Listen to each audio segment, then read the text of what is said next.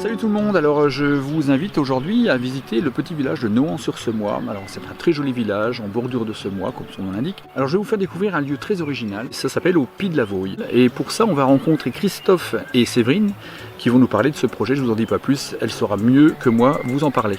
Et puis dans un deuxième temps nous allons faire une petite randonnée au château de Linchamp. Alors le château de Linchamp c'est une vieille forteresse qui est complètement perdue en forêt et on dit que là-bas il y aurait une fileuse, une sorte de dame blanche qui entrait encore les lieux de manière régulière. Donc c'est parti pour cette belle aventure, cette escapade fantastique en Ardennes, au château de Linchamp, à Nohant-sur-Semois.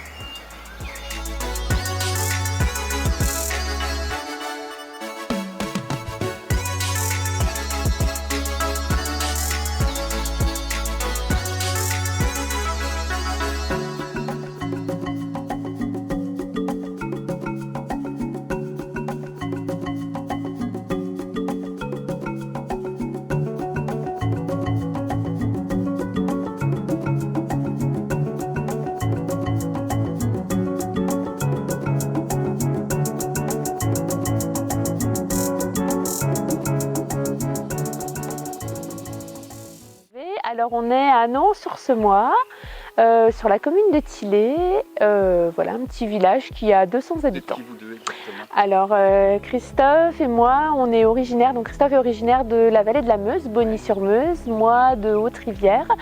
On est venu habiter ici à Nohant il y a 18 ans maintenant.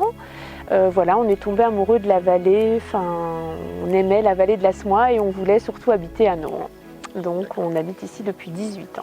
Alors moi, je suis moite-moite comme je dis. Ma maman est belge et mon papa est français, donc voilà, je suis franco-belge. Donc au Pied de la Vouille, casse-croûte mais pas que. Pourquoi ça s'appelle au Pied de la Vouille? Parce que c'est au pied du chemin de la Vouille à l'âne. Ah oui, c'est la voie en fait. Hein. C'est ça, donc la Vouille à l'âne, au pied de la Vouille à l'âne. Donc voilà. Et c'était le chemin que les gens prenaient pour aller à Haute-Rivière en fait. Ils prenaient ce chemin-là et c'était le chemin de la Vouille à l'âne. Et nous on est juste au pied du chemin de la Vouille à l'âne. Il y a la voie transsemoisienne donc, qui passe ici au village à Nohant et qui rejoint donc les Hautes-Rivières et ensuite la Belgique.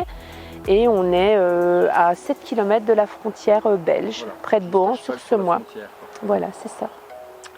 D'où vous est venue l'idée de ce projet Alors, on avait depuis très longtemps, Christophe et moi, un projet ici à Nohant. On a acheté une vieille bâtisse dans les années 2004. Et voilà, et on avait peut-être le projet d'ouvrir une auberge. Mais voilà, on a très vite abandonné parce qu'on avait nos enfants qui étaient très petits, donc c'était très compliqué. Donc on avait laissé ça dans un petit coin de notre tête. Et puis après on a ouvert des gîtes ici à Nohant, donc 2 gîtes et c'était vraiment une demande des gens en fait. Les gens nous disaient ici il n'y a rien, il manque quelque chose, il manque quelque chose. Donc on a encore gardé cette idée dans notre tête. Et puis un jour voilà, on a vu ce bâtiment ici et on s'est dit mais c'est pour nous ce bâtiment et on va faire quelque chose un peu d'atypique et voilà d'où nous est venue notre idée du casse-croûte mais pas que. C'était une ancienne usine, ensuite c'était un menuisier et ensuite un charpentier. Il a vécu ici jusqu'en 2007 et voilà, et après c'était un peu à l'abandon en fait. Alors, en fait ce ne sera ni un restaurant ni un café, mais ça sera un casse-croûte mais pas que. Donc un endroit où on pourra casser la croûte comme on dit sur la vallée. Donc on pourra boire une bonne bière artisanale et manger une bonne tartine gratinée ou un croque-monsieur, boire un bol de soupe et manger une pâtisserie maison. Donc ça c'est le côté restauration et ensuite il y aura un esprit un peu brocante parce que tout sera à vendre. Donc les tables, les chaises, les verres, les assiettes, les couverts, la décoration, les meubles, en fait tout sera à vendre. Et en fait notre idée c'est que si vous revenez dans un mois, mais tout va changer en fait. Les tables, les chaises, les verres, ça ne sera plus les mêmes, la déco non plus, parce qu'on espère qu'on va vendre tout ça. Donc ça c'est la première partie et ensuite dans le casse-croûte il y aura un endroit, donc nous on appelle ça l'annexe du casse-croûte, donc un endroit où on pourra faire de l'exposition, donc ça sera situé là en fait, il y aura 2 entrées indépendantes et on pourra faire de l'exposition, des ateliers. Enfin, voilà, faire venir des artistes locaux, mais pas que. Enfin, voilà, des artistes. Donc l'idée c'est? Alors, donc là, il y a les chemins de randonnée. On est vraiment proche de la voie transsemoisienne, donc on peut partir de Nohant, soit aller jusque la Belgique, ou alors aller jusque Monthermé. Et puis bien sûr, la Semois, donc on pourra faire une descente en kayak, et on pourra aussi faire du VTT, voilà, randonnée, VTT. Et on pourra aller découvrir donc les ruines du château de Linchamp, qui sont vraiment voilà, au pied du casse-croûte, en empruntant le chemin de la Voyalane, qui se trouve juste en face du casse-croûte. Donc là, on n'est pas loin du château de Linchamp. Tu peux nous emmener faire une petite balade? Ah mais complètement, on peut y aller tout de suite. On part, on prend le chemin là de la Voyalane et on arrive dans les ruines du château de Linchamp et on monte jusqu'à la Fileuse où vous aurez une superbe vue sur les Hautes-Rivières et sur la Semois. Eh bien, on y va tout de suite. Eh bien, on y va, c'est parti!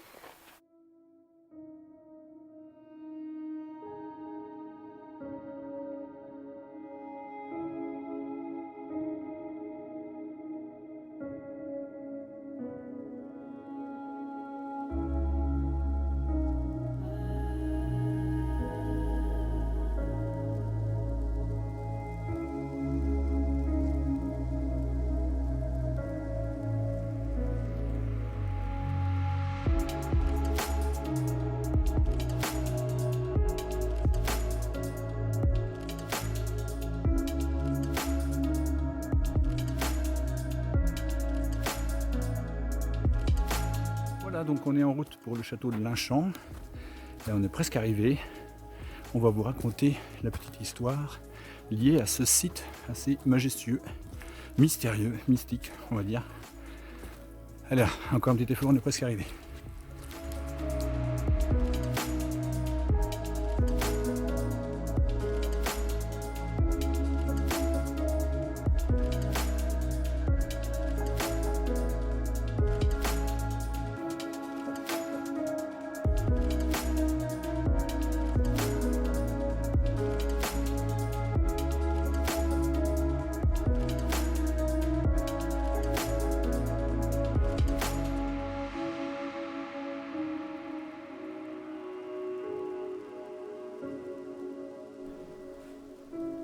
Nous prenons l'un des deux chemins qui mènent au château de Linchamp. De nos jours, il ne reste pratiquement plus rien de l'énorme domaine fortifié. La forêt a finalement repris ses droits sur la forteresse.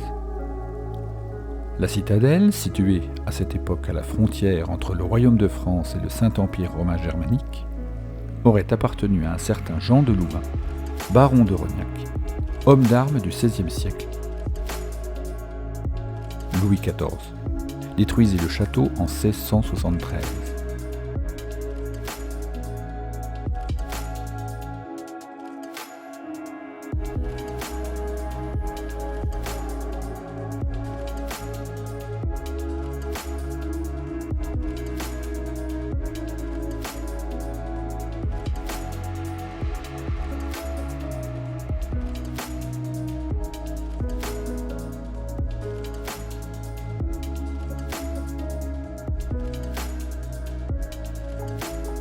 Le château de Linchamp est un lieu emblématique de l'Ardenne.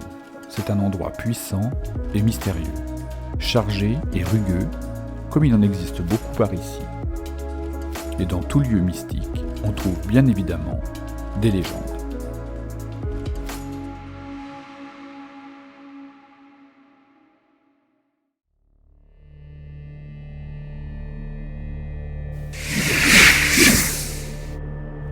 On dit qu'ici, le fantôme d'une dame vêtue de blanc hante encore ces ruines.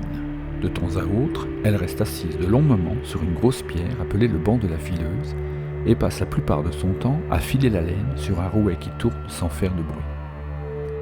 Mais plus surprenant, il lui arrive également de pousser les pierres de son château délabré en les faisant rouler jusque dans la Semois, la rivière en contrebas. Petit à petit, la forteresse pourtant si imposante disparaît sous la forêt qui reprend ses droits. Gare aux promeneurs qui se trouveraient ici au mauvais moment, car il n'est pas à l'abri de recevoir une volée de pierres en signe de malvenue. L'histoire de la fileuse, c'est avant tout le thème du temps, et qui nous rappelle que même les plus imposantes forteresses ne résistent pas au temps qui passe.